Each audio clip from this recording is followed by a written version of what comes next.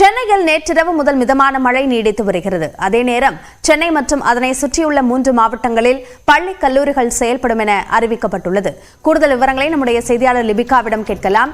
லிபிகா, இப்போ மழை பெய்து வருகிறது, இருந்தாலும் பள்ளி கல்லூரிகள் செயல்படும் என்ற முடிவை மாவட்ட ஆட்சியர்கள் எடுத்திருக்கிறார்கள்.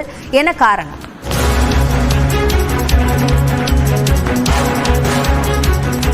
அபிநயா, சென்னை மற்றும் அதன் புறநகர பகுதிகள் முழுவதுமே நேற்று இரவிலிருந்தே பல்வேறு இடங்களில் மழை பெய்து வருகிறது. தொடர்ச்சியாக சென்னை, திருவள்ளூர், காஞ்சிபுரம், செங்கல்பட்டு ஆகிய 4 மாவட்டங்களுக்கும் இன்று காலை 10 மணி வரை இடி மின்னலுடன் கூடிய மிதமான மழைக்கு வாய்ப்புள்ளதாக தெரிவிக்கப்பட்டிருக்கின்றது.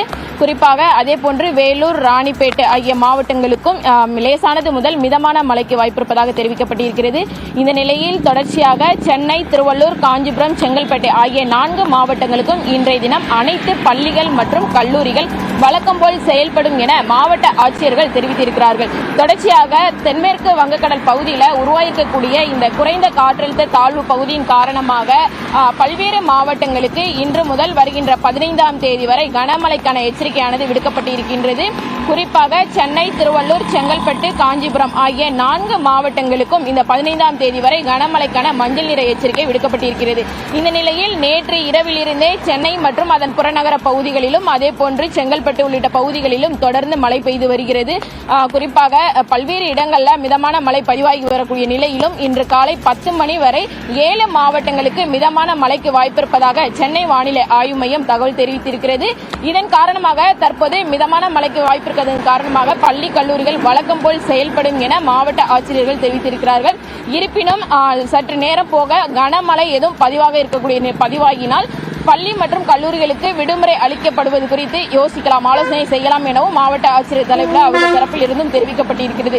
இருப்பினும் சென்னை புறநகர பகுதிகளை பொறுத்தவரை நேற்று நள்ளிரவு முதலே தொடர்ந்து கனமழை பதிவாகி வருகிறது. குறிப்பாக கோயம்பேடு, வடபழனி, நுங்கம்பாக்கம், கோடம்பாக்கம், வள்ளுவர் கோட்டம், எழும்பூர், புரசைவாக்கம், சென்ட்ரல் உள்ளிட்ட நகரின் முக்கிய பகுதிகளிலும் தொடர்ந்து இடைவிடாமல் மழை பதிவாகி வருகிறது. தொடர்ச்சியாக தற்போது சென்னை நுங்கம்பாக்கம் பகுதியில் கூட மழை பெய்து வரக்கூடிய காட்சிகளை நமது ஒளிப்பதிவாளர் விக்னேஷ் தற்போது நேரலில் காண்பித்து வருகிறார்.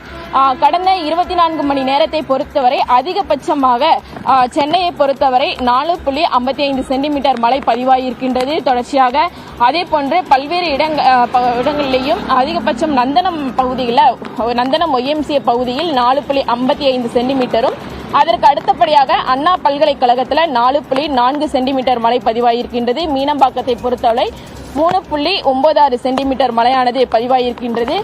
குறிப்பாக இன்றைய தினம் சென்னை, திருவள்ளூர், காஞ்சிபுரம், செங்கல்பட்டு, விழுப்புரம், கடலூர், ராணிப்பேட்டை, தஞ்சாவூர், திருவாரூர், ராமநாதபுரம் ஆகிய 12 மாவட்டங்களுக்கு இன்றைய தினம் கனமழைக்கான எச்சரிக்கையானது விடுக்கப்பட்டிருக்கின்றது.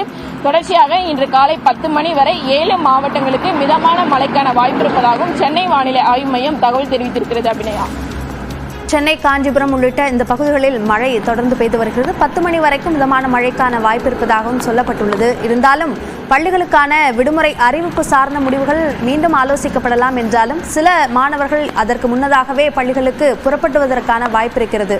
இது சார்ந்த கூடுதல் கள விவரங்களுக்கு நன்றி லிபிகா.